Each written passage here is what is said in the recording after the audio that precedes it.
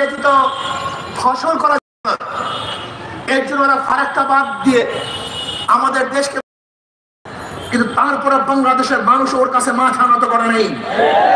আজও ফারাক্কাবাদের সমাধান হয় নাই, আজও তিস্তার সমাধান হয় নাই। আজকেও প্রবাহিত ভারত থেকে নদী এবং খালগুলি আছে, তার পানির ইচ্ছা এখন আমরা পাই নাই। ওদের পানির দরকার নেই, ওরা 20 বছর আমাদেরকে পানি দিয়ে মারা চক্রান্ত করে। আর বাংলাদেশের প্রত্যেক মানুষকে ঐক্যবদ্ধ হতে হবে। বাংলাদেশের উপর থেকে এমন এক শক্তিশালী বাঁধ নির্মাণ করব, যেই বাঁধের মাধ্যমে ভারত পানি নিয়ন্ত্রণ করবে না, বরং বাংলাদেশের মানুষ পানি নিয়ন্ত্রণ করবে। আমরা পানি ছেড়ে দেবো, যখন প্রয়োজন হবে পানি বদ্ধ করে রাখবো, তাহলে ভারত আমাদেরকে ডুবাতে পারবে না।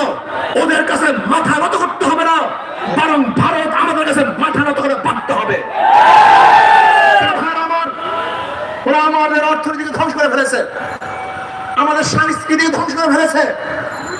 আজকে ইসলাম শিক্ষা বই নাস্তিকদের নিয়ে যে শিক্ষা কমিশন গঠন করা হয়েছিল 2010, সেই শিক্ষা কমিশন পরিবর্তন করে আলেম ওলামা জ্ঞানী মানুষের মাধ্যমে শিক্ষা কমিশন গঠন করে এদেশের মানুষ, এদেশের মুসলমান, এদেশের ধর্মীয় মানুষ, হিন্দু ধর্ম, খ্রিস্টান, বৌদ্ধ সমস্ত মানুষের আশা এবং আকাঙ্ক্ষা অনুযায়ী সিলেবাস সাজাতে হবে।